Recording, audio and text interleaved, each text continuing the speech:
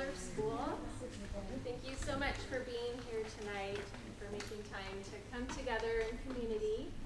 We're very happy you're here tonight. Tonight we welcome Michael DeLeo.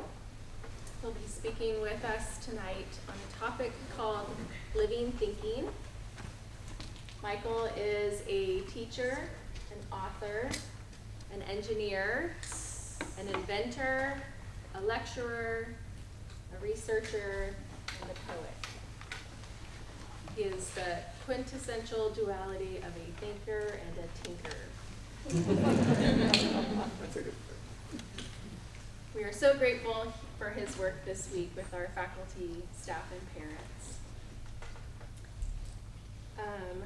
Waldorf pedagogy is uniquely designed to foster living thinking. So we are so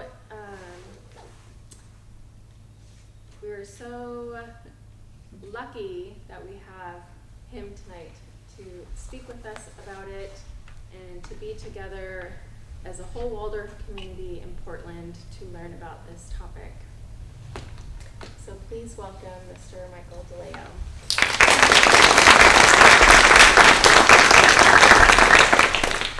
Wow, thinker and tinker. I like that phrase. Yeah. I've never heard that duality put forth before, and it's quite an interesting thing to ponder.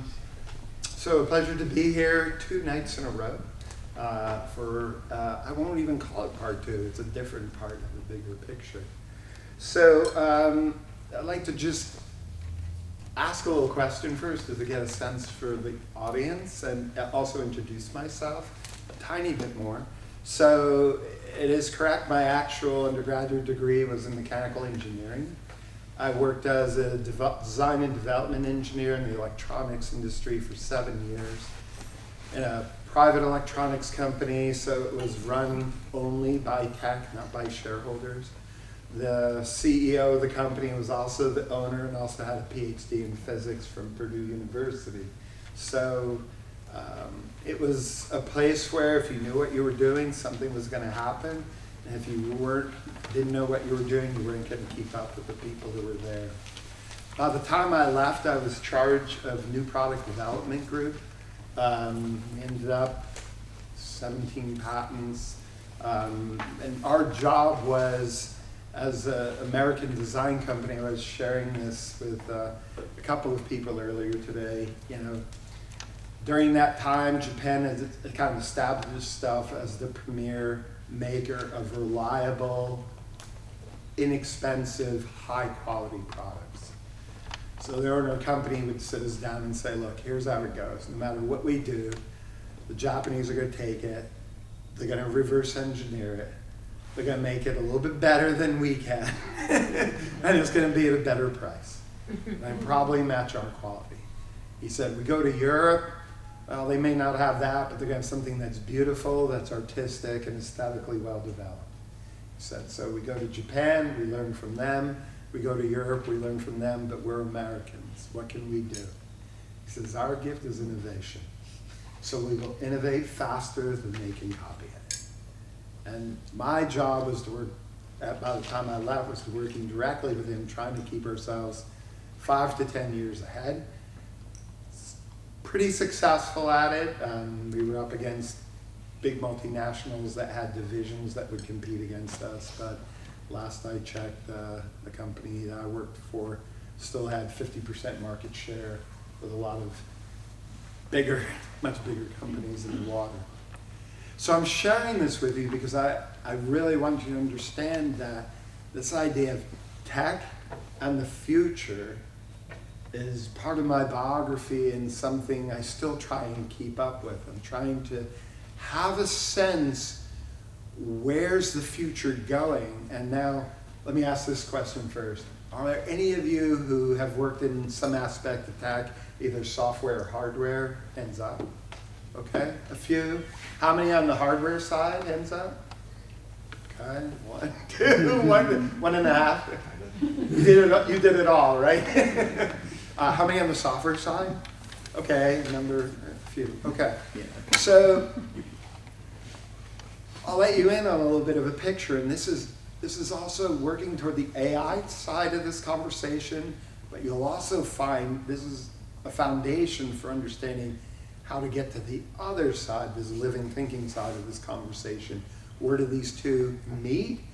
Where are they in opposition? Where can they be used complementary? How do we use each one in its proper way? That's really the goal of this conversation. Okay. So one of the things you learn very quickly as an engineer, that and you learn to keep your mouth shut in the meetings in the right way. As you walk into a meeting, I can remember I was 23 years old, and at that point in the industry I was in, getting 600 watts worth of control in an area this size was kind of state of the art. The next level you needed was 1,000 watts. And nobody could get 1,000 watts in that. You needed something twice as big. And I went to the owner of the company as 23, he's pretty good at thermal design, and I said, hey, I think I can get us 1,000 watts. I got some ideas. He's like, good, do it. Whoa, okay. It wasn't so easy. As a matter of fact, I consider one of my successes to ultimately kill that product because it wasn't meeting the right criteria. A few years later, I was able to take the 600 watt piece and make it even smaller than what anyone had ever done before. And it's like, okay, now we have something that's real.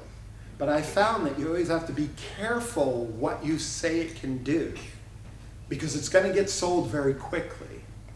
And we were a private company, so there was no pressure from shareholders and things like that. But if you do that publicly, share value rises, and then you find out it can't be done. Now there's a lot of pressure on engineering to say it can be done, figure out a patch to make it close enough to being done. You can work out the problems later.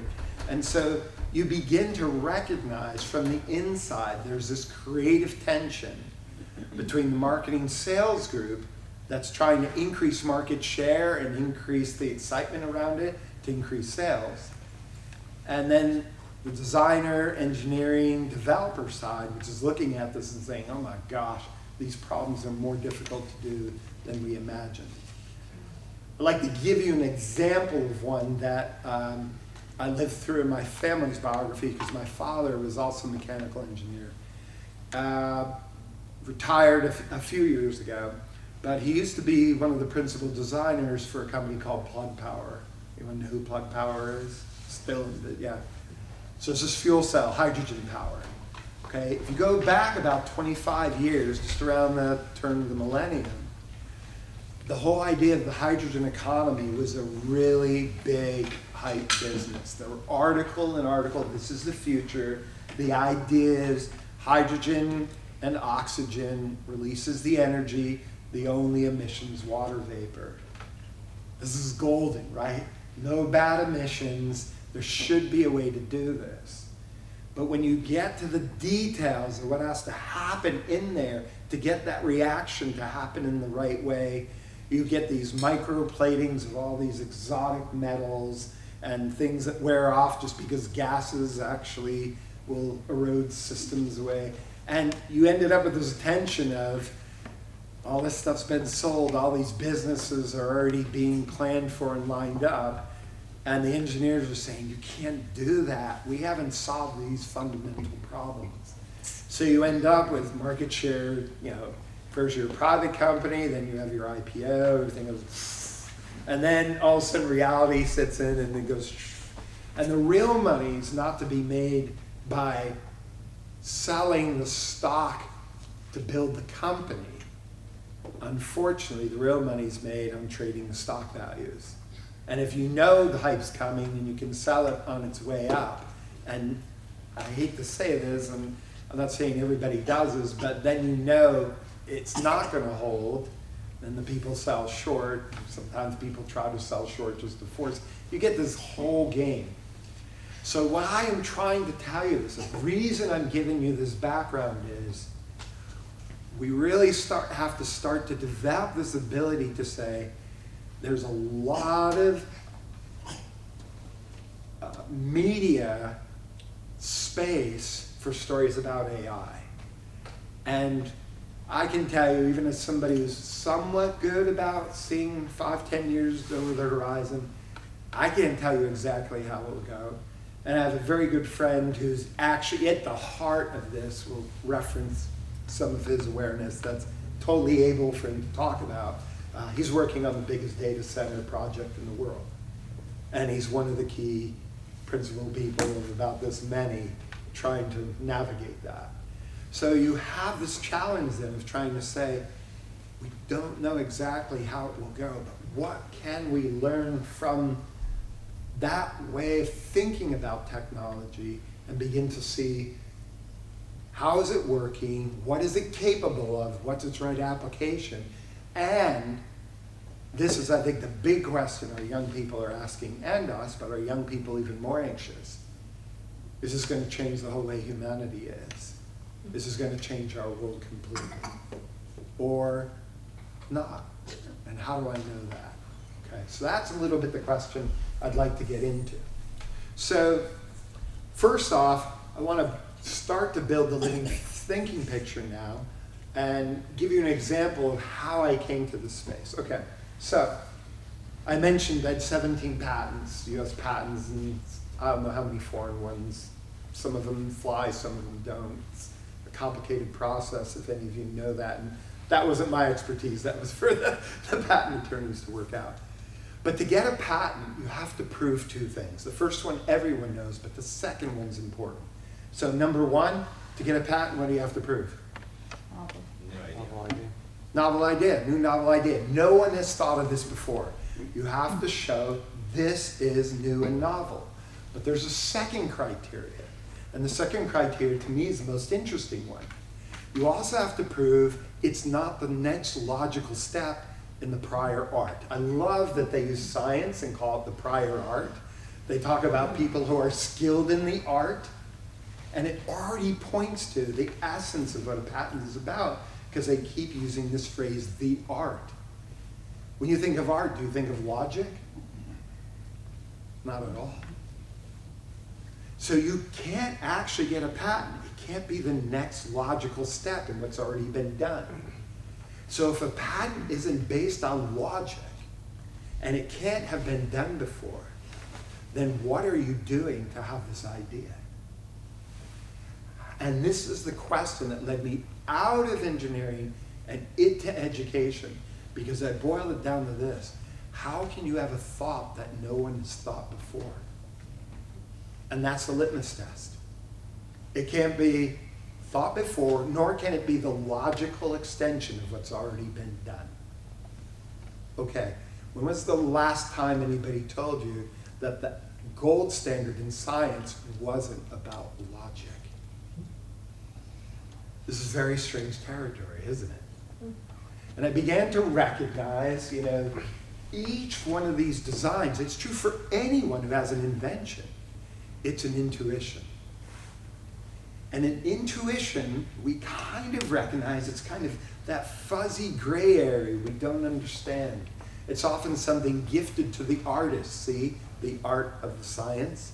This is something, that's for Michelangelo or Da Vinci or Mary Oliver. I heard her poetry in the class this morning.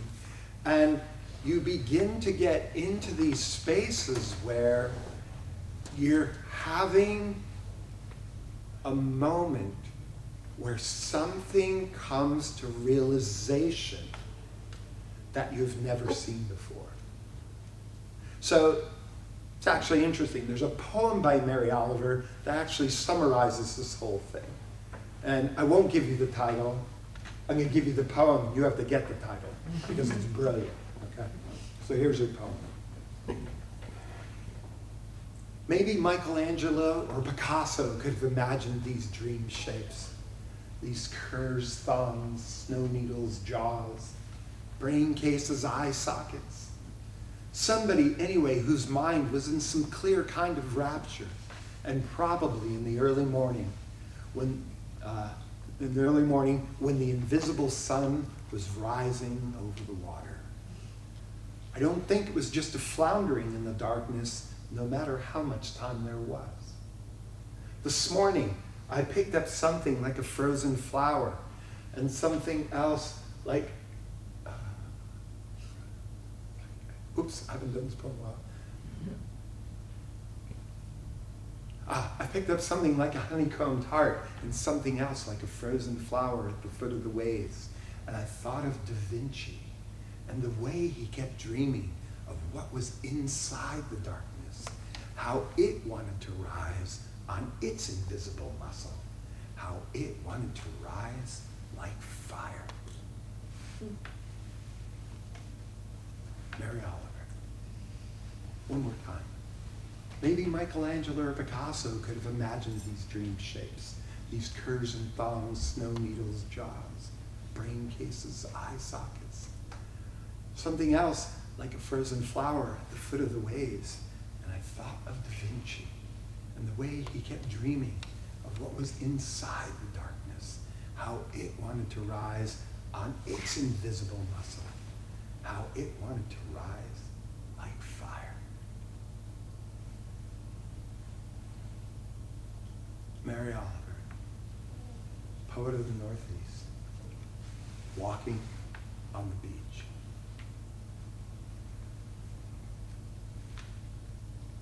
And something inspires her to write this poem. And it's its title. What is it? You can't say, because you know, right? You don't? Oh. Anyone but a guess? What inspires this poem? Seashells? Close. Big first guess. More mundane. Sunrise. Brilliant, but no, that's not. Clouds? That's up here. Sand. Waves. Getting close. Waves. Waves too much light. Crab shell? Now you're getting really close now. Is it a skull? Is it a bone? Yeah. Of Sand. Something a skull, yeah. a fish. Oh. Fish. Maybe Michelangelo or Picasso could have imagined these dream shapes. These curves and thongs. Here it comes. Snow needles, jaws. Snow needles, jaws, brain cases, eye sockets. Somebody anyway whose mind was in some clear kind of rapture. And I love this image. And probably in the early morning when the sun on its invisible muscle was rising over the water. That beautiful. I don't think, I love this pun. I don't think it was just a floundering in the dark. No matter how much time there was. This morning I picked up something like a honeycombed heart and something else like a frozen flower at the foot of the waves. There comes its heart. And I thought of Da Vinci and the way he kept dreaming of what was inside the darkness, how it wanted to rise on its invisible muscle, how it wanted to shine like fire. Not beautiful? To see that life in the most material object in front of you. As Da Vinci himself said, I'm like one who comes to a fair on the last day, and all that remains amongst the vendors, all the wares that have been picked up and discarded by others as being of little value. He says, but I will take and see the value that they have missed. And by that means, I shall make my way through the world. Close paraphrase, and it's a translation anyway. So this ability to see what everyone else has overlooked, this is the gift of the artist. But I suggest to you, this is the gift of innovation. If I really look at my own experience and my colleagues, each one of our new revelations, it's revealed, was not by thinking really hard about it. It usually required us to become closer, more open, and more intimate with something that was really frustrating us and we wanted to actually walk away from. And there was a time to immerse yourself in it, then go away, let it breathe, and come back. You all know this. I see a lot of head nodding. You know when you get with a difficult problem, first thing you have to do is kind of face it, allow it to work on you, and then you have to let it go. And then you're on a walk by the river, or you're out for a run, you're in the shower, or you're driving your car. Trains were really good for this too. A road that's got the seams in it still, that rhythm is really helpful for this. And then all of a sudden, a new relationship is found that you hadn't noted before. No one told you. It's not the next logical step. Do you see? So this living thinking that we're describing here, this foundational, this is the deep thread, the backbone of what runs through Waldorf education. Its foundation is developing from the youngest age. I had a beautiful conversation with the kindergarten group this morning. This is the foundation of the senses. It's really interesting because, we even say to somebody who's kind of lost their ability to live in reality, they're really concerned, they're really worked up, really emotional. We say, hey, we grab them by their shoulders, look at them, come back to your senses. And something that makes sense is both observable, yeah, I can see that, and also, then it's logical. And by the way, if it's elegant in its, observable and logical quality, then it makes you a lot of other sense too. Okay. So the living thinking starts its foundation on the senses.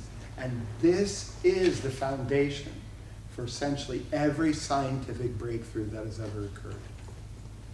You get someone who's an outlier, who doesn't conform directly to the narrative of their time. You can see this in Galileo, you can see this in Einstein, you can see this in Marie Curie. Marie Curie is a fascinating thing. One of her advisors gives her the stone and says, here, this is a puzzle. When I put this stone in my drawer and close it, my photographic film acts like it's been exposed to the light. I don't understand this problem. Here, you work on it. A heck of a lot of hard work to get to the essence of it. But she does. Brilliantly. And I always tell people, do you want to really understand radioactive materials? And I'm just making some progress on this recently. You have to start with her. Because she has all first direct experience without any preconception. Her language will be awkward, but the way she uses the language is way more important than the phraseology and conventions that we all agree to today. Words really matter in science. I'll give an example now from Waldorf education. So this development of senses starts in kindergarten, develops a little further through the grades, and then in 9th grade, when the 8th grade has gotten to the point where, I don't know, any 8th grade parents in here? Okay, I'll warn you ahead, you're just about there. You get to this point, oh, my child is so grown up. And the children know, my parents are pretty smart, but I know what they do wrong. My class teacher, oh, I used to adore he or her. Yeah, they're not perfect either. I'm probably at about the same level as them. At some level, that's correct. So then I was talking to the high school teachers, what do you do in 9th grade? First thing you do, you think you understand? Take a deeper look. Take a deeper look. So I'll take something from 11th grade, not 9th grade, because that'll take a little longer, and I want to get to the AI side of this.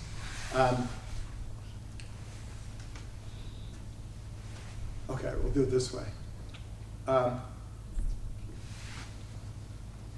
How many of you learned that, I won't do this with the students, this is with you as adults in a lecture. How many of you learned that electrons flow through a wire like water through a pipe? Hands up. Yeah. Okay, how many of you have a different understanding of electrons? Okay. A few, good. I won't quiz you, but I may. How many of you have no idea what electron is? You heard this word used, and it's like, I don't know what they're talking about, but they told me if I wrote this down on the paper it was correct, I'd pass the test. Okay. I will tell you, I worked in the electronics industry for 7 years. I was a mechanical guy, but I was putting the circuit board design, putting the whole thing together. When I left, I still didn't understand what electricity was. I'm serious. I'm totally serious.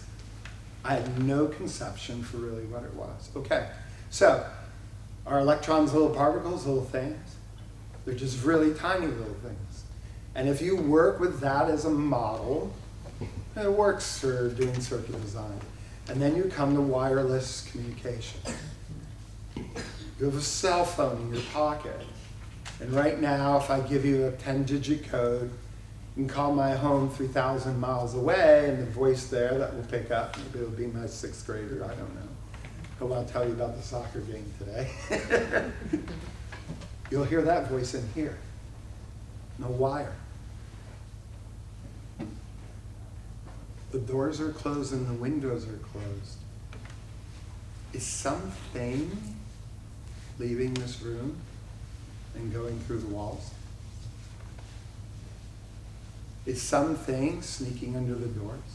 We can put some silicone sealant to really tighten that space up. Or is it an activity in this room that's very sensitive and subtle? With the right situation, can we have something outside of the room that has the same level of sensitivity and said there was a change here, so I pick up the change there?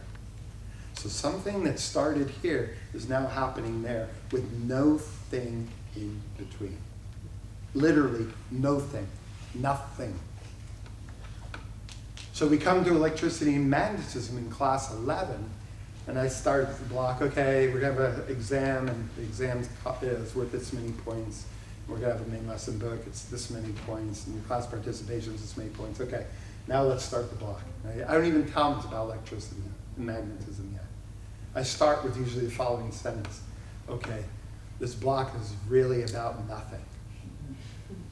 They kind of look at me, I said, yeah, it's really about nothing. It's been 3 weeks understanding nothing. So then I write, I don't want to take this, it's so beautiful.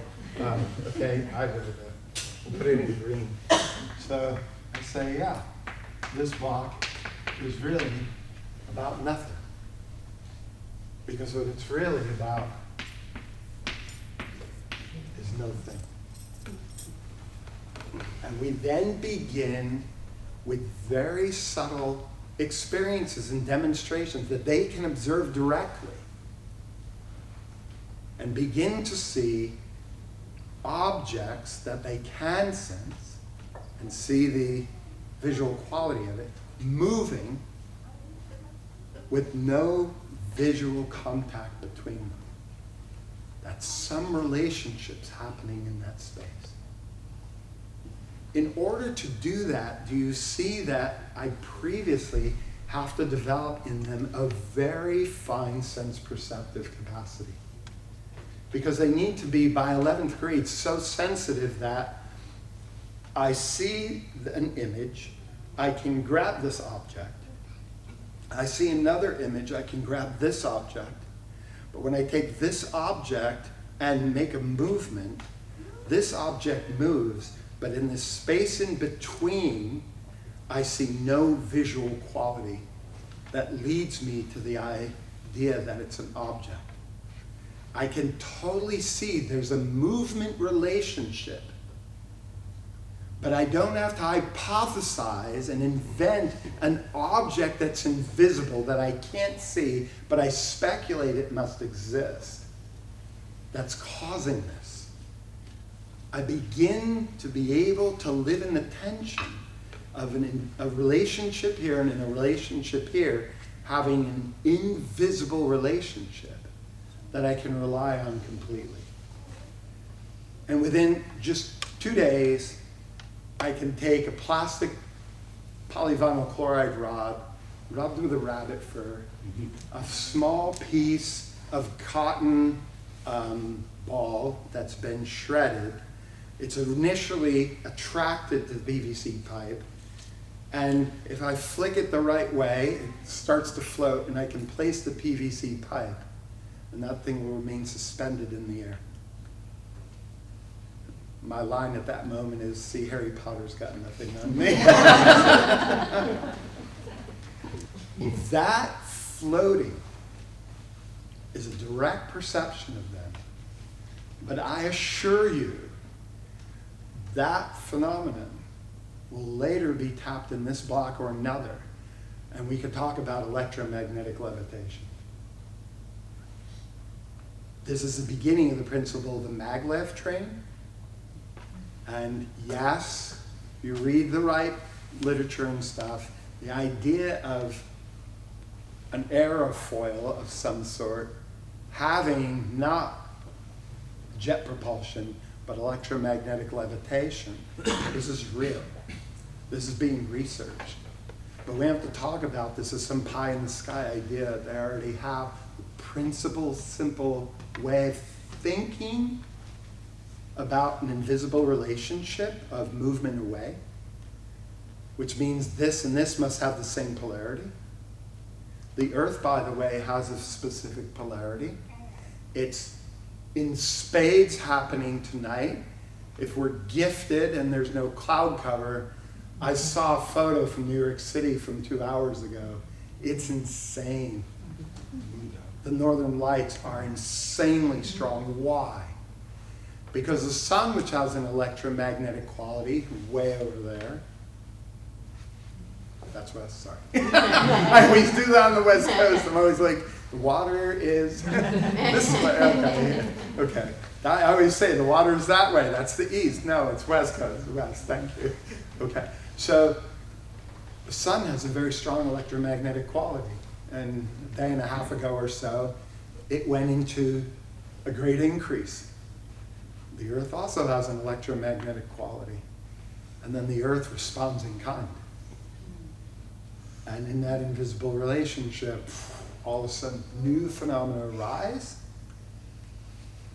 The sky begins to go out. Somewhat like a fluorescent tube. The gas becomes energized in a new, deeper way, and now we begin to get color. If we were on the moon, this would not happen. So all these conditions, all these experiences, clear thought activity, very subtle sense perceptive activity. That's grades 9 and 11. Just to talk about 10 for a minute, in between, I used to tell people this, the difference between I used to say it's the engineer world, what the difference between a dreamer and a visionary is? One clear presentation. Think about it. You laugh because it's true, right? It's really true. So you can have the greatest idea, but no one's able to follow your idea until you can take that intuition and say, look, I've been trying to do this through this lecture with this idea of getting you to the place of the possibility of electromagnetic levitation. Some people would say anti-gravity, and of course then you'd say, that's crazy.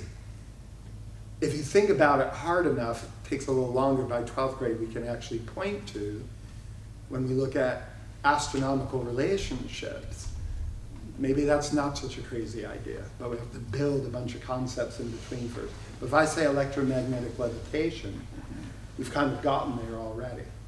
If I had the PVC rod, the cotton fuzz, I could do it, but we don't need to take the time. Okay. So, 9th grade, that keen perception. 10th grade, first I have this intuition. Hey, I think I know how this works. And what's 10th grade about? Now show it to me. This leads to this, this leads to this, this leads to this. So you ground the intuition. Where's this practice? Euclidean proofs in geometry. Where's this practice? How to balance a stoichiometric reaction in chemistry. Where's this practice? Rules of grammar and lawfulness within a language. Where's this practice? Mechanics. Mechanics is the place we're going to need to know this for the AI part coming momentarily. Mechanics is the place where mathematics could be applied in the physical world, and for the first time, you could know in advance what was going to happen in something human created. The first mathematics was applied to the cosmic rhythms between heaven and earth. We study that in a deeper way in 12th grade. But the ability, I come from the era of New York where the French and Indian War was fought. I think still Last of the Mohegans is probably a classic that many have seen. Okay, so yes, Last of the Mohegans. Yeah, quite a bit. Okay, so Fort William Henry is about an hour away, and you know how the fort get destroyed. It was quite simple. The French had cannons that had a greater thrust than the English did. So they could sit there, do the calculation, shoot the round, adjust it back a few degrees, now we got it, and break down the walls. And the English said, okay, we know how this is going to end, let's just give it up now, and the rest is story. That's kind of interesting. And that movie depicts something fairly accurate.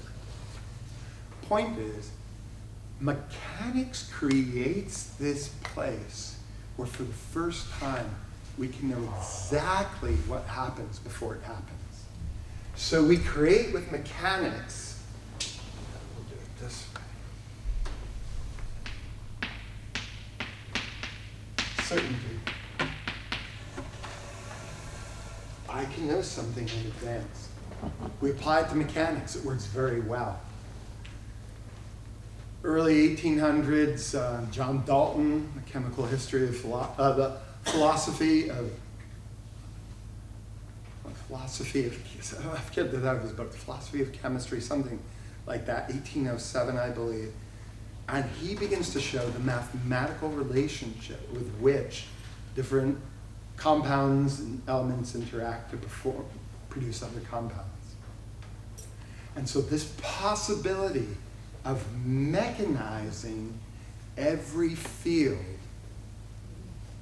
has a very strong allure, because that allure gives us certainty. And we can know exactly in advance. So this is why 2 days ago I arrived here.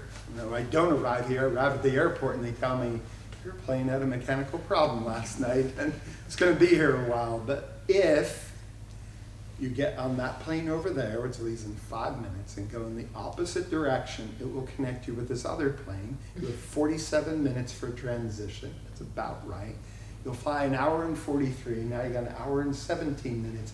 You'll arrive, about 2 hours and 9 minutes after you originally scheduled. Well, that's early enough. I don't have to be here till an hour and a half after that.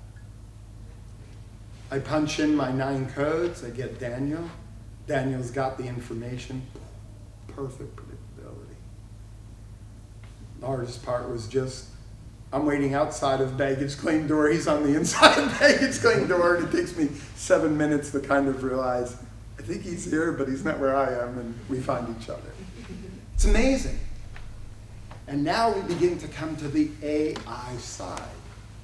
So I'm not a paid sponsorship here, but I am a fan of Delta Airlines because it seems to get me there all the time when these things happen.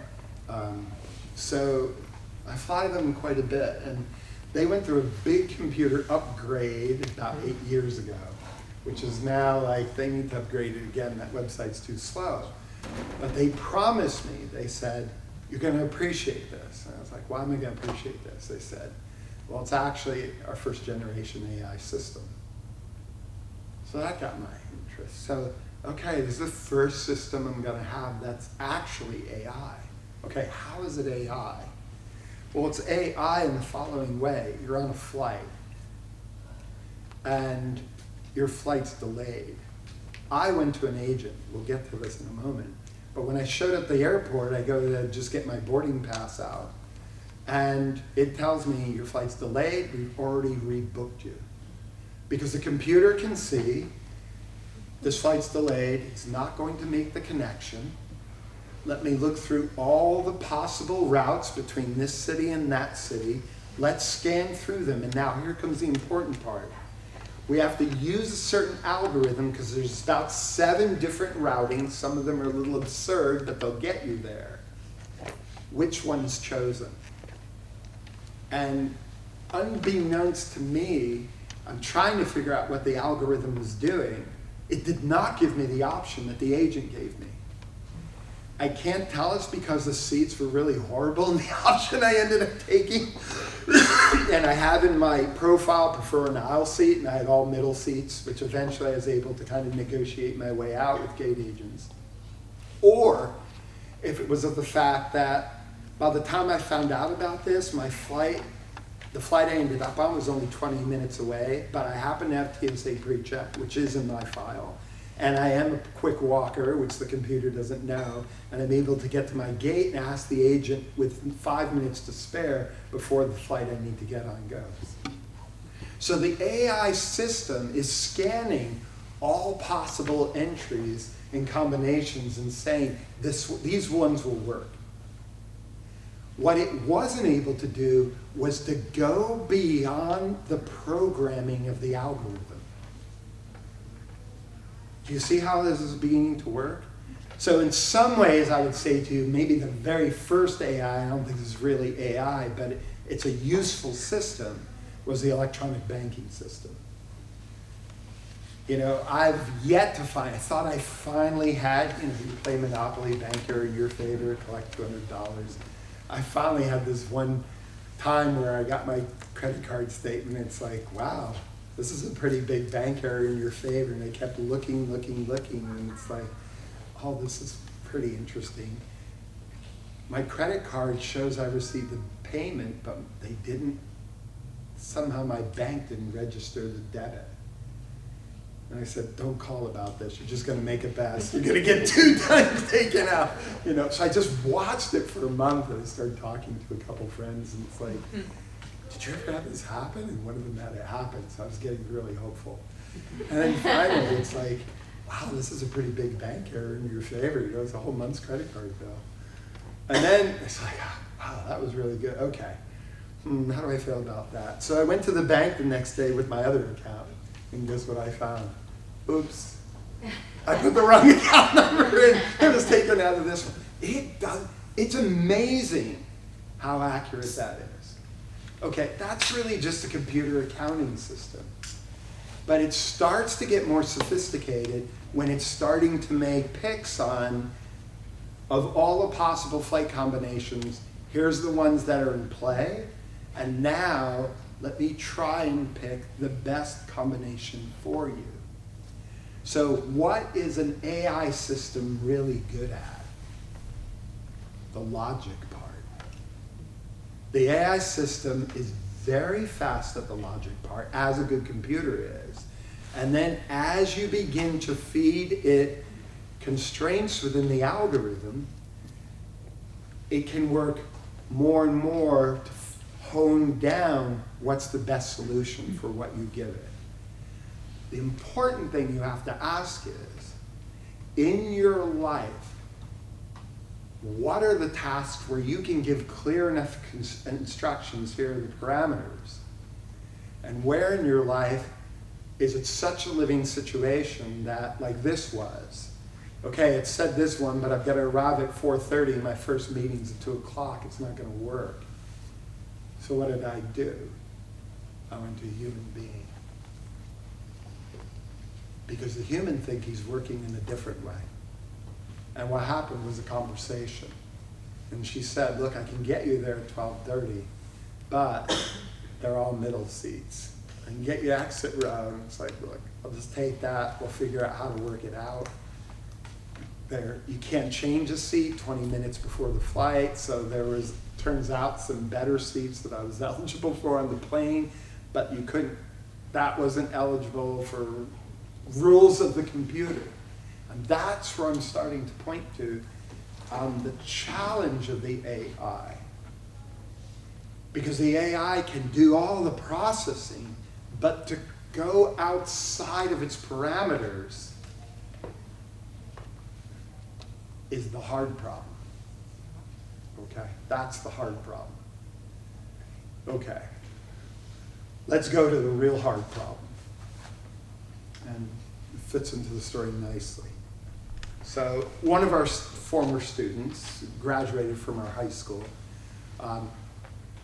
Kind of an out-of-the-box kind of thinker. You gotta love a girl in the 8th grade who comes in and for her interview brings a copy of her fantasy novel that she's written. That's pretty impressive.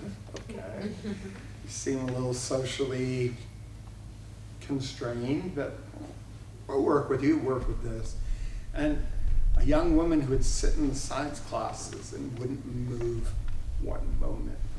Totally focused on every piece that was happening. And by the way, she would do that in interpersonal relationships in a way that it wasn't creepy or anything, but just most people weren't used to that level of giving you attention. Graduated from our school, did very well. Went to a 5-year program because she wanted to go to Union College where you can get 2 degrees. One was creative writing, and the other was mechanical engineering. Bet you didn't see that coming. Her mom was a computer programmer, her father was a really good carpenter, but she loved writing, so maybe you can kind of see the synthesis. First job, GoPro, camera mounting systems. But what they begin to find is her real gift is optical. Next job, Waymo, self-driving car, optical recognition. Now we're in the deep AI water. This is a really hard problem. Because remember that perceptive quality we're developing from the grades on up through grade 9, and then harnessing that to keep noticing these very subtle phenomena to understand electromagnetic interactions in grade 11. So now she's working on the optical problem. I'll try and do the short version of the story.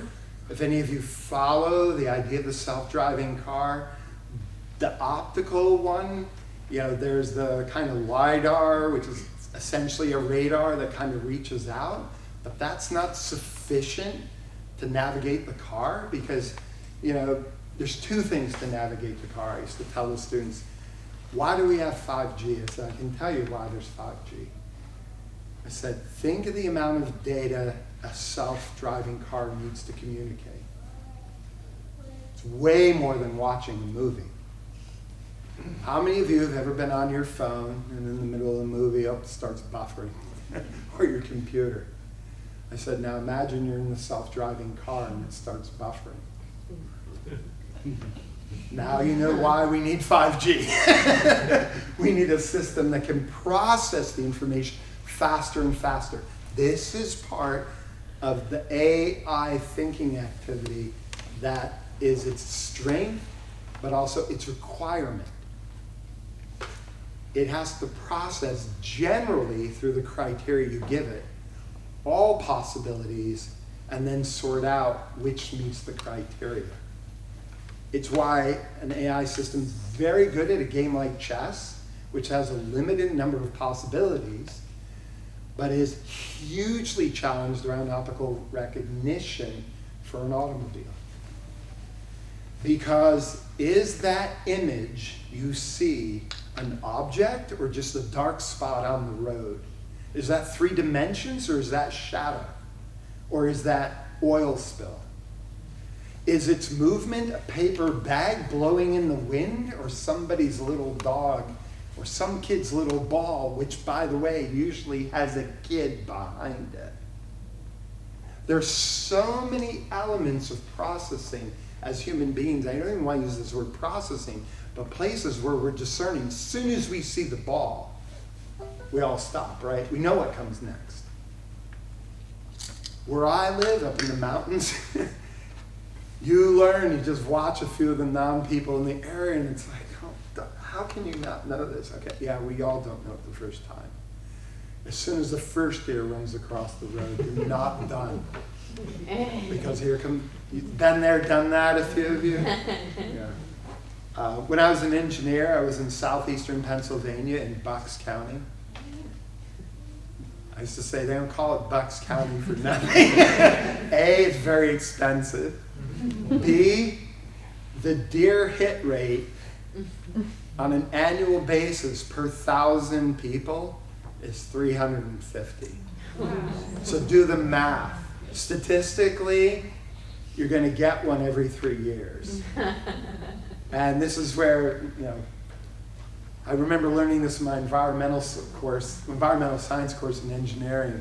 This professor, really good, he said, okay, let's just get some of these issues out. He asked a few questions and he said, okay, deer population in the United States, more now or more before the Europeans arrived? Of course, your instinct is before the Europeans arrived. He said, no way. Suburbanization was heaven for the deer. The deer population increased significantly because of suburbanization. I saw some small forests I can go hide within. Most of the predators have been pushed away. Now I can go eat somebody's hostas, somebody else's, bulbs, a little bit of grass. The vineyard across the street from me had an electric fence around it. And I would watch literally a deer train of 40 deer take the shock, crawl between the two barbed wire, because it's like the heck, we'll take the shock, let's just go get the grapes.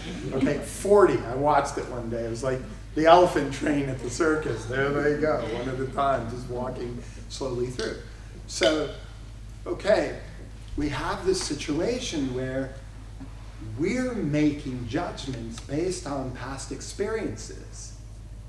And we even have this ability to intuit, like now a bear comes. But you've had the experience with deer, and guess what your first thought is? Is there another? We do have bear, and they do get hit where I am. Okay? Rarely, but it's sad when it happens. Okay, bear comes across. You're already thinking, wait, is it like the deer? Slow down.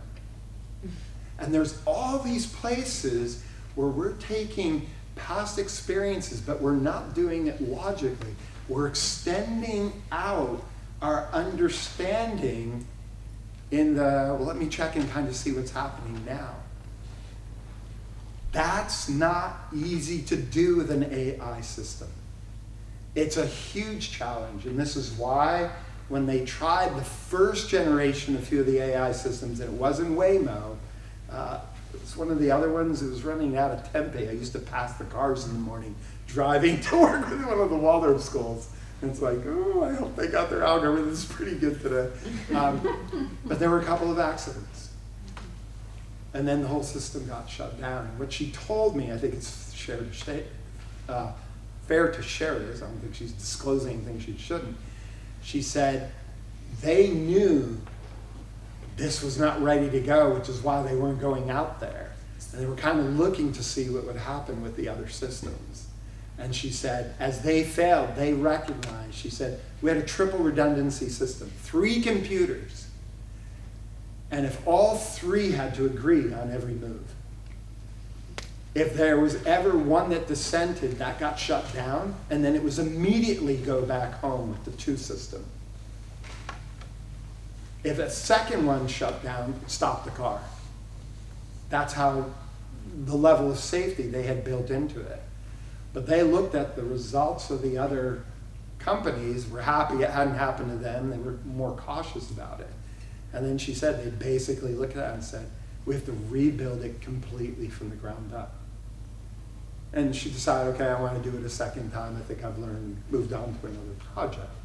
But it really kind of takes us to a state-of-the-art kind of AI question where we're really trying to mimic that integration of sense perception and conceptual relationships in the same way a human being's doing it. And it's a really hard problem. Really hard problem. So here's a place where we can see there is something unusual about a human being. And there's a difference in the way it's processing. We got to process a tremendous amount of data and find certain direct patterns between the data. Is very good at that. That's the certainty.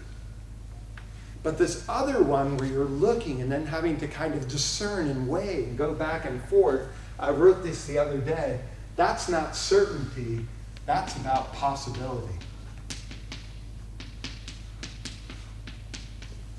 And notice I didn't say probability. It's not statistical. It's something where you live in that tension of trying to weight more information, trying to get a clearer and better sense. What do I do based on what I'm doing right now? That's extremely hard for a computer system to do.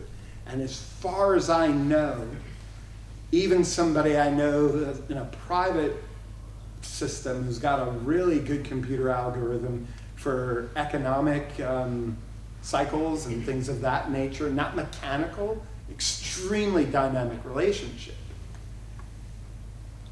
Their system working on something like this optical recognition, it's still, they would say somebody with real expertise, who I've read quite a bit of it. That's a really hard problem.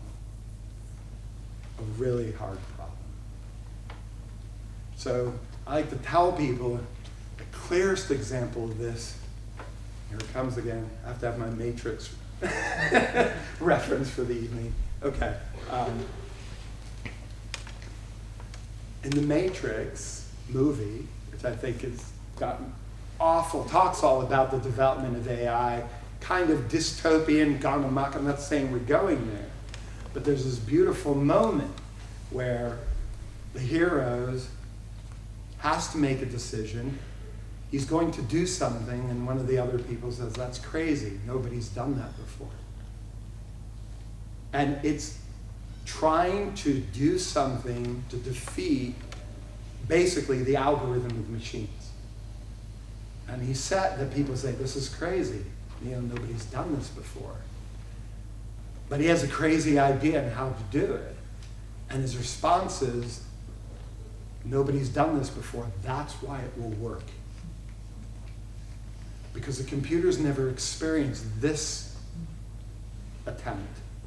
And if I come not with the attempts of the past, but bring something new and novel, this is the intuition. That's the weakness of the computer. That's the place it's not strong.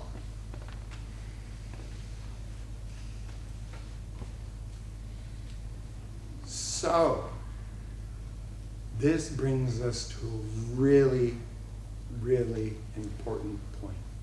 And I've thought about this for years. I've sat through a few decades worth of predictions of computers going to be smarter and take over the world and this and this and this. And the place I've kind of come to land is the following. It's uncertain yet how that will go. For the following reason. As we develop the AI more and more and the computer system more and more, we often find that people begin to think of thinking as like the computer. That human beings think like the computer. Why would we do that? Because the computer has a certainty to it. It has a pattern to it that we can recognize. And it's going back to the old days when we began to recognize mechanics. Hey, this is predictable. I understand this. And because we're drawn to that space of certainty and comfort, then we start to say, oh, the human mind must work this way. And therefore, oh, if we just understand, I'll put a few, if we just map the human genome, once we have all the genes, we'll be able to know exactly how to do all the solutions to all the disease. And then we map out the human genome, and it's not that simple. Or we come to an environmental issue, and we say, if we just fix this one problem, all the environmental elements will get better. And then we fix that one problem, and it doesn't get better. Or we make the prediction, if we don't change this, something horrible is going to happen. Sometimes it does, and sometimes we find it doesn't. And it's not because we're stupid, we're just not paying enough attention. So I'll give you a real example in super real time. Okay, I got friends who are still in the part of Florida that has no power. He's actually the friend of mine who's working on the world's biggest data center, which is in Maryland. Okay. A very interesting conversation. And you probably will watch this video later. Thank you for recording it for him. A real interesting human being. Okay. I teach astronomy. I almost have a second degree in astrophysics. If I'd stayed one more year at engineering school, I'd get a second degree, but you can't get a minor in engineering. You get a major in engineering. If you want a second degree, you gotta go finish it. So I like teaching astronomy, and during Superstorm Sandy, which is a big East Coast storm, there was all this flooding that happened in New York City. People said, sea level rise, this is the future. But I came across a very interesting piece that as soon as I read it, I said, that makes sense. There were people warning in the news, but you have to have the eye for it, that perception. They were saying a day or two before, hey, this is going to be real flooding because it's a full moon. Okay, you're kind of close to the ocean. There's a cyclical variation to the tides over the course of the day, but you know there's another cycle connected to the moon, correct? And when do you get the biggest high tides? Full moon and new moon. So when the sun, moon are on one side of the earth or on opposite sides, the water's pulled this way. But during the half moons, you got the sun here or moon here, or the sun there and the moon here. And one's pulling one direction, one's pulling the other, they tend to balance out. So I become very interested in looking at computer models first of hurricane track. And as I always like to tell people, it's not as exact science as we all think, but I don't want the job.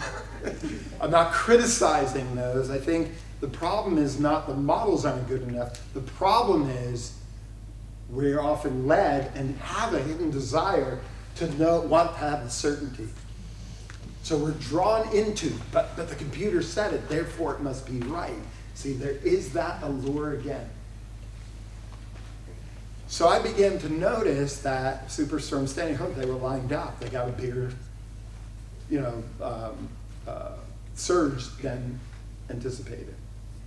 Then I watched, I think it was Hurricane Michael, and I looked at it, they're expecting this huge big surge, and I looked at it, it's like, it's a half moon, I don't think it's coming. And there was all this hype about the big storm surge, and then, that was one of the classic ones where you have the guy knee deep in the ditch, and the people were walking by on the sidewalk behind him, in their galoshes, and probably almost Birkenstocks, and it was like that much water. So, anyone know what the storm predictions were last night for the storm surge in Tampa Bay? 15 feet. Exactly. Very good. Did you read it or you just guessed? Yeah, 12 to 15, right? What was the maximum hit this morning? 8 to 10. And the places that are supposed to be 10 hit 5.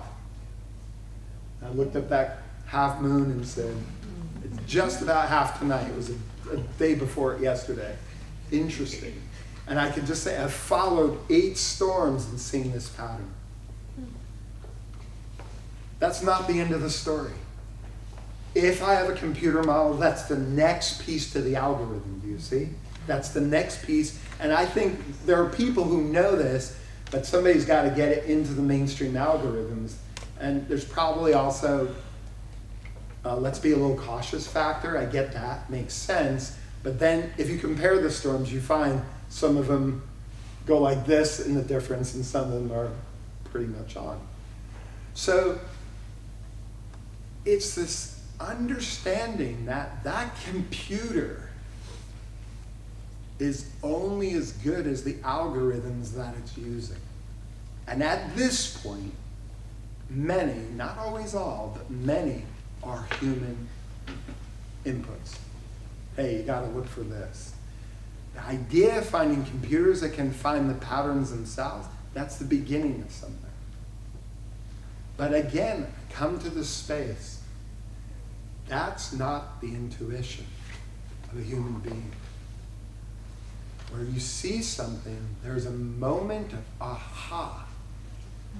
And then you ground the intuition and find you have found a new insight, a new relationship. The dystopian future will not be likely to happen as long as human beings still keep control of the gift of the human intuition. That capacity, and it's not logic. The Patent Office knows this. It's not logic. But this capacity to live with something so deeply that somewhat mysterious, you can work on this more, but it's beyond the scope of this lecture. You can work on this more to kind of begin to understand how that realization manifests. If we see the logic system is good for these, the intuition, that is a space human being, we can create a really powerful society, a better future. And the computer works with us. And notice I didn't say serves us. It works with us. But if we begin to buy into some of the thinking now that the brain is just like a computer, it's only the neuron interactions like bits in a computer. A human thought is only based on logic, but it's inferior to the computer because the computer can compute at a faster rate and infinite possibilities. Look at, not infinite, but a much larger group at a much faster rate. If we let go of that intuition over the course of generations, we will become the servant to that master. The choice is ours. It really is. Do you understand? What's that? The red pill or the blue? The red pill, the blue pill, a little bit, but I don't want to push that one too far. I don't want to push that too far. But the capacity for intuition, I suggest, is at a time where it has even more potential in human beings. And what brought me to Waldorf education was I found like this hidden thread deeply embedded within the system. And if you read the writings of Rudolf Steiner, I can point exactly where, and a couple of you have done trainings with me or alongside of me, I can point to you exactly where Rudolf Steiner shows this unique quality of the intuition as the most fundamental, powerful aspect of human thinking. Waldorf education is the only place I found that had the potential to manifest the development of intuition. I've yet to find any other educational philosophy. We're embedded within it. It's not so easy to find. Part of the reason why I come from the East Coast over here, there aren't too many people who have found that. But you have here a faculty that's kind of instinctively working that way with greater and greater clarity on it. And so we just try and bring it a little bit further. So we can begin to think about these invisible relationships with class 11, and now I give you a picture of class 12. Now we come to astronomy, okay? We can do the whole cosmology, every kind of different star, once we set it up with the right drawing and everything in 10 minutes, accurately. Where an astrophysics professor or a graduate student at a university could come into our 12th grade and say, yeah, that's basically correct, without the mathematics. But this powerful ability to think about invisible relationships, which is really the higher level science. But I give them a more easy example is be the following. Okay, here we are sitting in Oregon. I found out, I thought it was true, but I found out at dinner it's accurate. Okay, 3 hours due east as time zones. Where do time zones come from? Heavenly relationships. It's my house. Because the stars we see here right now, assuming the clouds are gone, exactly the same as the stars I see. But is the stars we see right now exactly the same as the stars that were seen 3 hours ago at my house? Pretty close. Pretty close. Could be a tiny difference, but pretty close. Now, we're here. Let's move south. Let's go to Guatemala City. There's a big Waldorf school there. How are the stars we're looking at and they're looking at related? Can I, with my imagination, knowing the relationship of how the stars move in one location, knowing how they move at that latitude, begin to change latitude and imagine the picture of the stars from that latitude? Okay, keep going south, and ironically, you have to go a lot more east.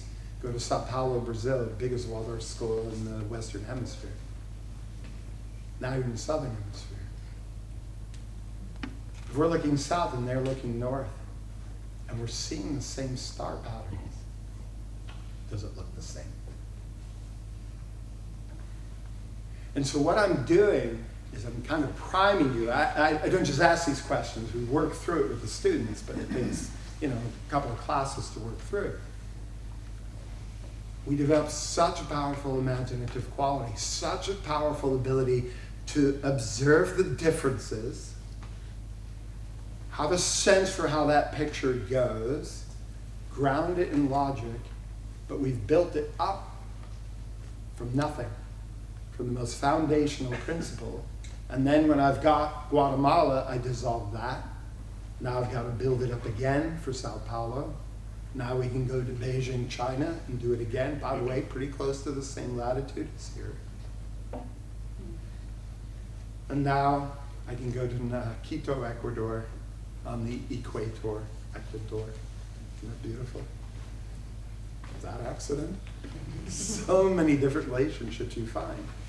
And then, as I'll just tell this last little bit, it's kind of interesting when you have this ability to flex through the thinking. I go to Sao Paulo, I get off the airplane, it's like I'm so excited. I'm in the Southern Hemisphere, I've never seen the Southern Cross. I look up in the sky, and the first question is, which way is north? And they say, we don't do that here. Oh, okay. Oh, right. Which way is south? We don't do that here either. Like, what?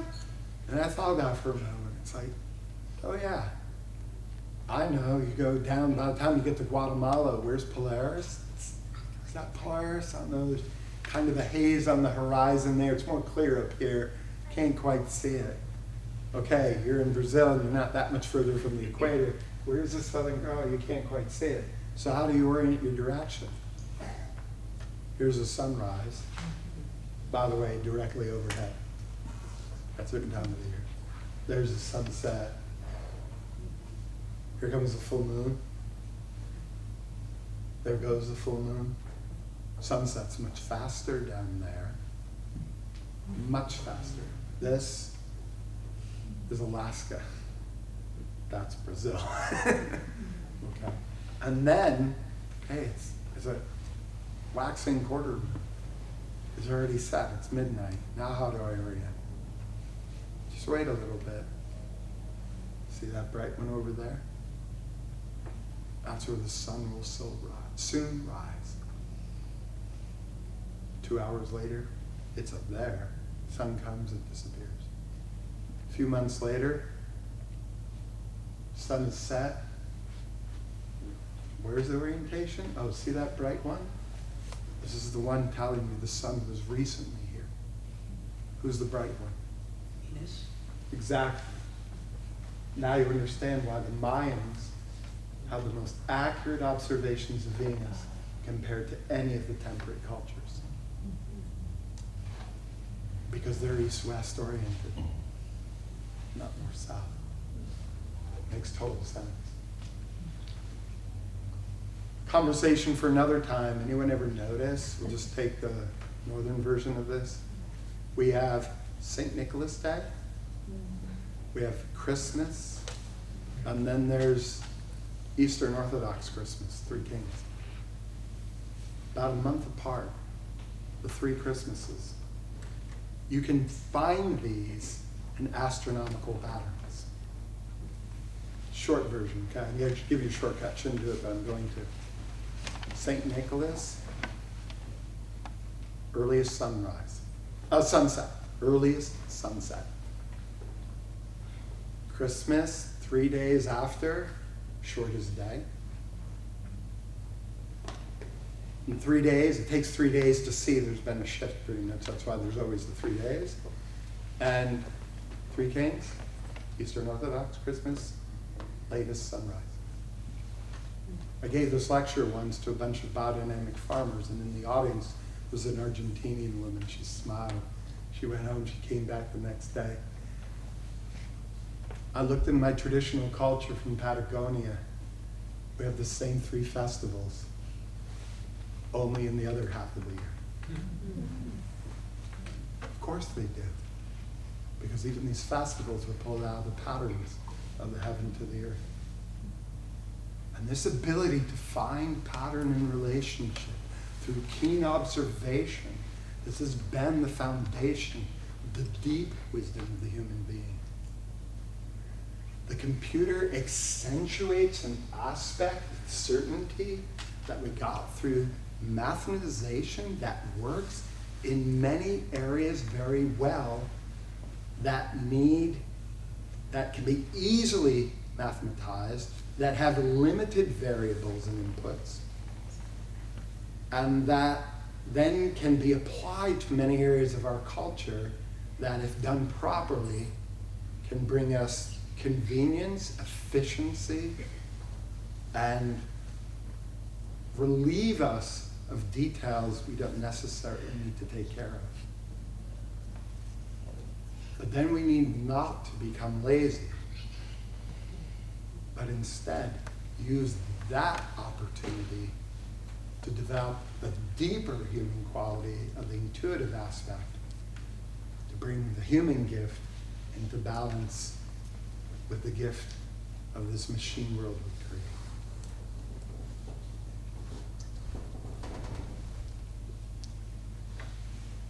So I'd like to end my formal remarks, and we can take some questions with a poem. And this poem has a little bit of an interesting history. I was doing some conferences at a particular time, and they said, hey, we're going to do one on intuition and innovation. Will you give the keynote address? I said, yeah, I can do that. Okay, and they said, okay, so you'll give the opening lecture Friday night. At that time, I was beginning to write poetry, but you'll see kind of poetry of a different ilk. It was trying to write about these relationships between and the realities of this, but sometimes the poetic language has a different imagination that has a certain clarity. So I gave myself the task. I said, okay, lecture's Friday night at 7 o'clock.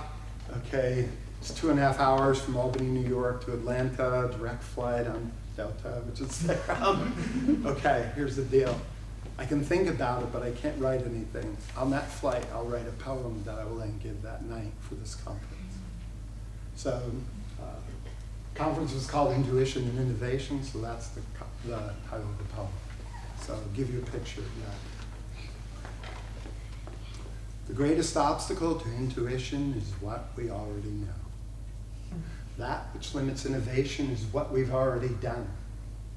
To see with new eyes requires a death and a rebirth. A death to every aspect of who you are, because who you think you are and what you think the world is exactly what holds you back. The ancient ones understood the importance of death and its true transformative nature. Carefully guided, it became a vehicle for a new rebirth.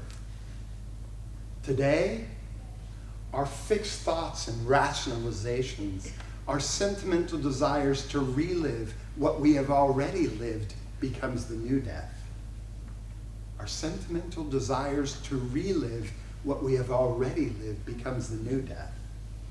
Now the awakening comes not from a guide who raises us from the dead, but instead from our own striving to live anew, truly new, a rebirth into the same world, only this time it's more alive. And finally, so are you.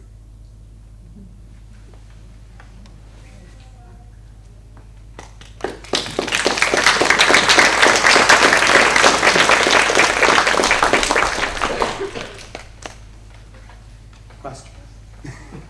Comments? So I wanted to understand a little more what you were saying. I thought I heard you say that intuition is really linked to pattern matching. Like, oh, I know how to behave with one kind of fuzzy creature running across. Like, there's another pattern, here's another fuzzy creature, better, so right, pattern matching. And I thought I heard you say that was very distinct from how an AI works. But That's what I would call boundary. okay. Yes, that's really boundary. Maybe I can give a better example. Okay, I had this car accident where I had a neck injury and I got vertigo. And I got into a place where my visual observation and my balance no longer correlated. So I'd be driving down the road, and while this looked straight, this felt straight.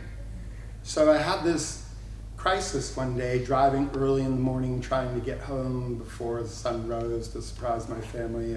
Got back. And I'm driving down the road, and in front of me is this pinkness on the road. And I'm looking at, like, what is this? I couldn't put it into any kind of category. I thought, pink, it's insulation. And a bale of insulation's fallen off a truck. Pink, it's a pink monster from some horror movie that I'm not recalling, but there must be one. Pink. And then finally, I see this tower, and I laugh. Oh, I'm almost to the cement company. The sun's rising, the water vapor released from the stack is pink. It's actually not in front of my car, it's over a mile down the road. That's closer to finding a relationship, you see, that's much more complex than, okay, the deer we've got, then you go to the bear. Does the AI system learn the bear's kind of like a deer? Well, it could learn that. That's the next level. And then this is kind of going to that huge level of what am I dealing with?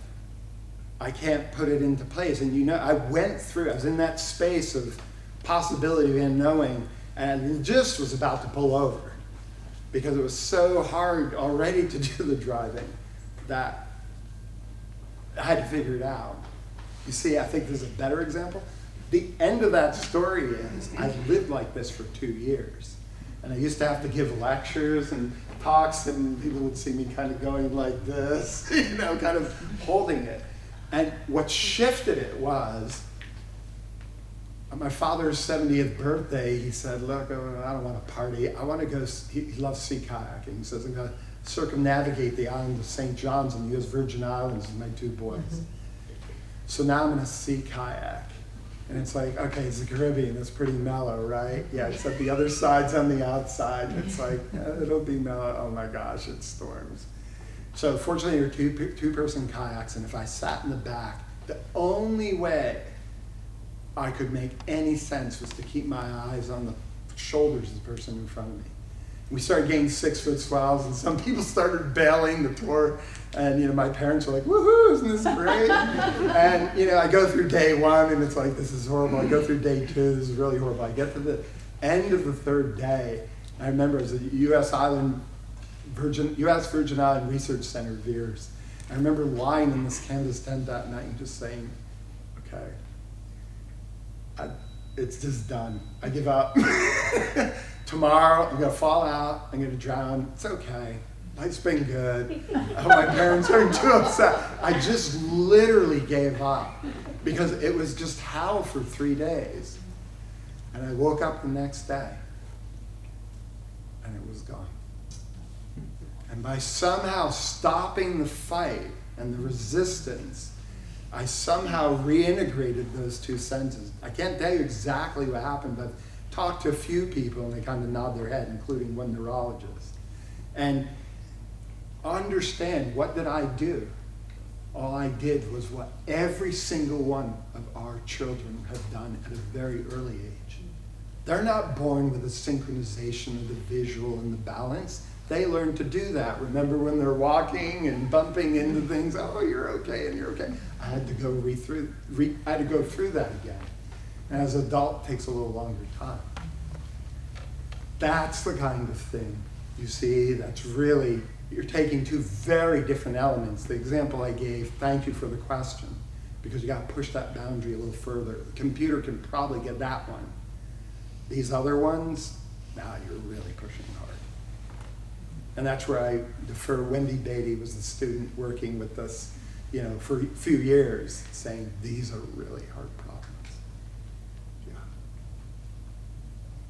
I'm glad you ended with paying attention to the planets, because that's what I do. And I just think that there's some kind of, I don't know who does it, but when all these flare-ups, these solar flares happen, they have a news report, right, even national news, that NASA is on top of it, right? Because it could affect all the travel and communications and everything. But then they always close with, but not to worry, it's not going to have any effect on people. In fact, we can know that's not true, but the spirit of it's true.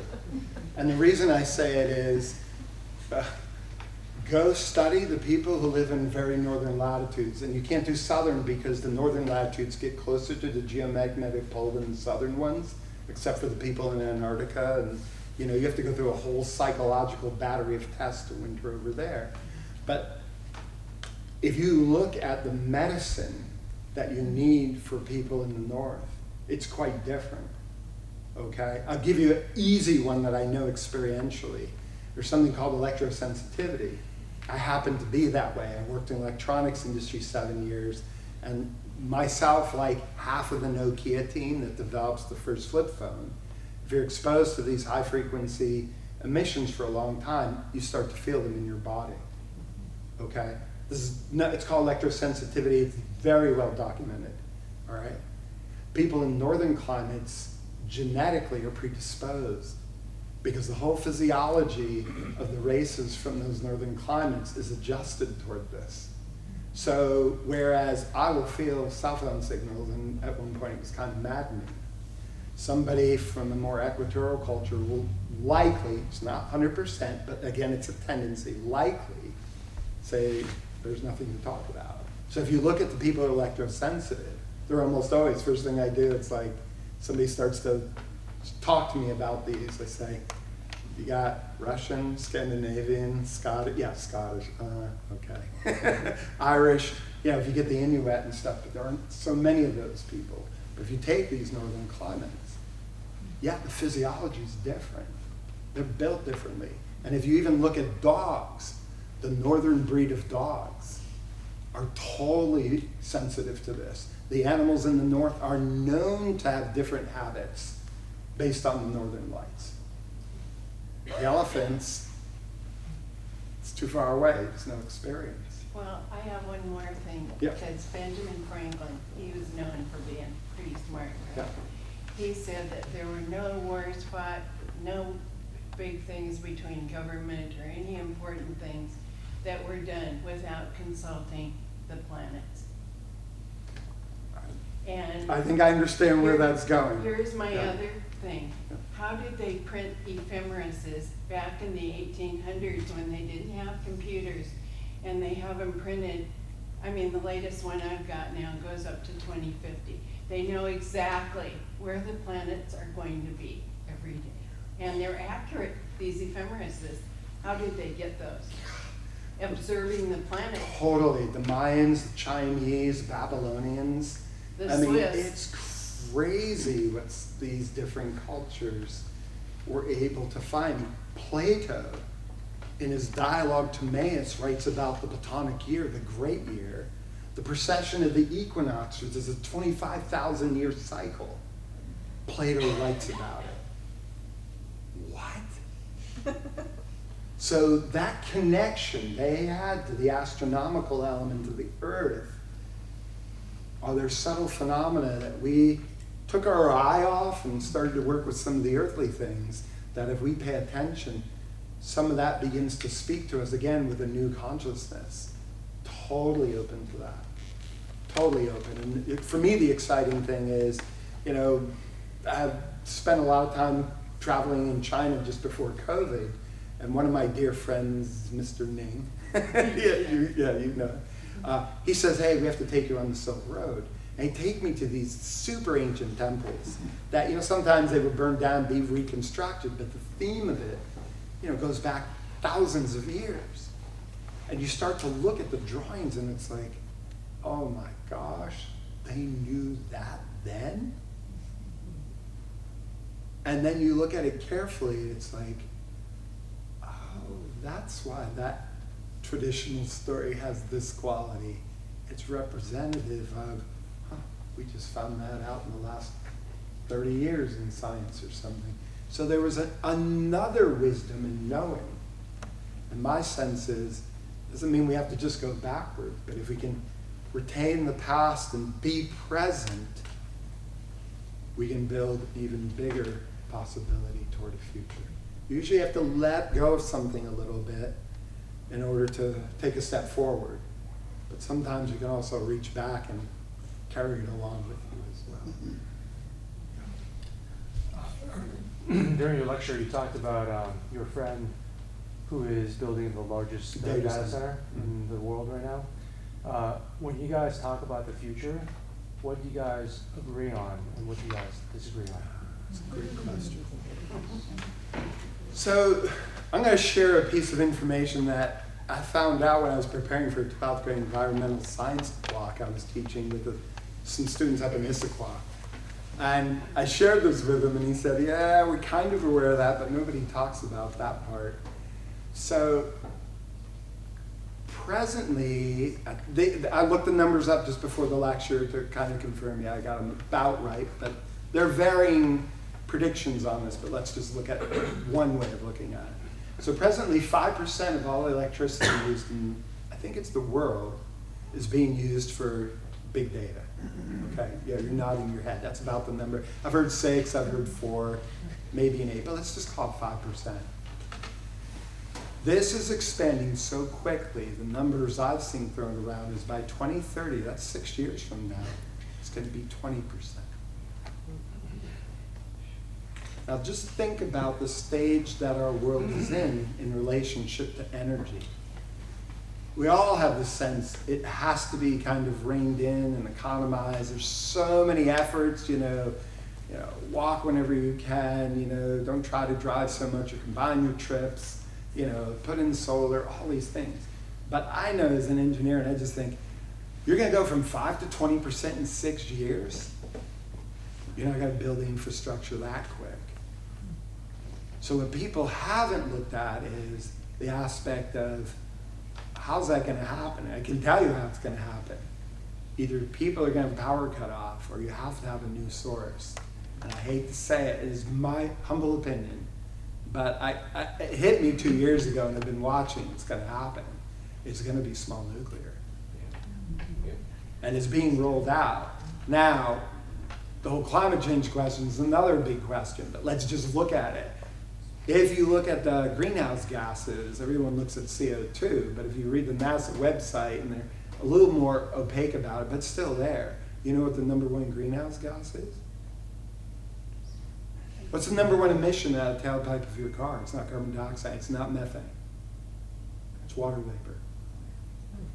And if you look how water vapor dries, just look at this. If you got cloud, you gotta go back east where I am, okay? If you got a clear night, what's the temperature in the city in December? It's cold. And the moment you put a cloud cover in, what happens? Nope. So the effect of water vapor is significant. It's much warmer. And you can just, you can see the difference significantly. You know what the water vapor emissions of a nuclear power plant are? There's no carbon. And somebody in the nuclear industry read a paper I'd written on this, and they said, do you know what the emissions are for a nuclear power plant? Oh, no, the new micro-nukes may be different. You have to leave that possibility. Always, it's a possibility. But the present generation nukes generate 150% of the water per BTU or joule or watt, whatever you want to do, kilowatt, as a fossil fuel. You don't get the carbon emissions, but you have something else. And this is that place. Don't get stuck on one part. You have to look at the whole. So this big data question, I think one of the key things that he and I talk about is the energy usage. And if you look now, the huge data centers in the world, you know where they're looking to source them? At some dam in Ethiopia, okay? Next to some, you know, super, I think, maybe it's a hydro system or not in Quebec or something. Or, yeah, you're gonna site it next to a huge nuclear facility. If you get to the micronukes and you distribute data, it's different. So that's the first question. We look at the hardware side.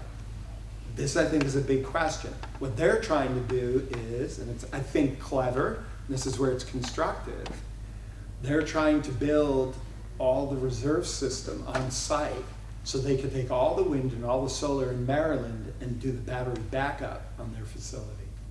It's a major project. It's very thoughtful. I'm not saying I agree with all of it. I don't disagree with all of it, and we'll get to the big data part in a moment. So I think it's very creative what they're doing. And you know, if anybody wants to know the company name, because I'm not into dropping names and stuff, I'll talk to you a little bit about it. Okay, so that's the first question. The second question is, what's that big data for? Is it so you can talk to ChatGPT? Do you think that's what it's for? I personally don't. By the way, another little fact on energy usage, you know, ChatGPT search uses 10 times the energy of a typical Google search. I thought it was 100. Maybe it's the level of sophistication of it. Maybe it is 100, okay? So it's significantly different. So in this age of trying to economize and recycle and reuse, just be aware, I'm not saying there isn't a place for that, but just to play games with it and to be entertained. So you just have this entertainment from a system thinking a different way than you, maybe isn't the best use. Okay, then you have to ask the question, what's the big data going to be used for? The obvious first answer that we can agree to is for marketing. We can track and target, that's what he's saying. We're collecting all this information to target ads that are useful for you. That's the first level. Then we can look at a second level and say, and it doesn't take too much to look at this, and I want to be really careful with this. I can travel around the world and I don't think any group of people is any better or any worse than anybody else. But there's always somebody who wants to kind of keep track on what certain individuals might be doing because they're doing something I'm not comfortable with. And if you're in charge of the big data, you might want to know the people who are doing the other. So you have to ask, what is that purpose? And that's not going to be solved personally. This is another aspect of wildlife education we have time to start on. That's not going to be solved legally, although you can try. That's really going to get solved on the development of morality. It's the moral question. And the moral aspect that's developed within wildlife education is a whole nother story, another lecture or 2 or 3. So there's that there. So, and then you can have these elements where these big data sets actually can help us to solve certain particular problems. So it's not like something is inherently bad. It's not like something's inherently good. As the tool becomes more powerful, you have to say, can I use it carefully so that it works with me? Or does it become so powerful I become the slave to it? Okay. My example of the slave to it machine, this is just personal now, is the ride-on lawnmower. When I was an engineer in Pennsylvania, you know, that big field that the deer love to go on, you know, cut the grass, you need a ride-on lawnmower, broke all the time. And, you know, you have to spend a lot of money to get one that doesn't break all the time. Then you spend so much money, you can hire the kid next door to do it better. And I kind of began to realize here's a technology that I'm becoming, that's running me instead of me running it, you know. So we have to look for those elements. So I hope this begins to answer that question of, you know, do I agree with everything? I have concern about what the data is being used for. You know, he's not allowed to tell me his customers. I kind of know, he kind of knows who I think I know, but I'm not going to say that because you know. And then there's some customers we don't know that may have other elements that we think of. But to me, you've got to work on the moral side. Are they? He's a pretty moral person. And I would say within his group there are a number. But they're only doing this part. And they know that they're, as he said, he woke up after between one of our conversations a few weeks apart to, there's some big players in there that he begins to understand. I don't know what that motivation is. And we can't always know, but that's the place we all can feel a little comfortable, uncomfortable. Yeah. So I don't think this is done. The last thing I would say is on that question is I'd come back to, remember marketing, making the promise, and engineering saying, here's what we can really do? I think it likely has been oversold a bit. I don't know where that balance lies. That's my opinion, okay? But I think it's a little bit oversold. And who knows? You know, it's a possibility. There isn't a certainty in it. The more we can learn to live in the possibility and not the certainty and use that intuition, you start to develop a sense for these things. Yeah, so we shouldn't go to sleep, oh, it's all fine. We'd love to do that. But we shouldn't necessarily say it's already predetermined, it's going to be catastrophic. It's in conversation. What's the most important thing? Engage the best quality of humanness you have, that intuitive element. Don't just rely on it. Ground the intuitions and stay open. And the last thing I'd say, maybe it's about time, we have to kind of, what time do we have? About time. Yeah. Last thing I would just say is, on the staying open part, on the perceptive part, at this day and age, I think the most important thing we can do to practice that deeply is have a conversation with somebody that probably doesn't think like we do. I call it, that courageous conversation with somebody who has a very different view. Take it in. Try and understand it. Try and sit with it. My experience has been, there's a lot more thoughtfulness in the world if I really engage people. Don't tell me what you've read. Don't tell me what you think might be. Tell me what you do understand. And I can learn from your intuition, your perceptive capacity. And maybe I share something and it's mutually beneficial. If humanity's engaged in that, then we'll have the strength of humanness, the balance. Another tool that we're afraid could become too powerful, but it won't, it can't, if we really develop that intuitive quality and bring it to a final close. And that is the core. It's the heart of Waldorf education. So, thank you very much.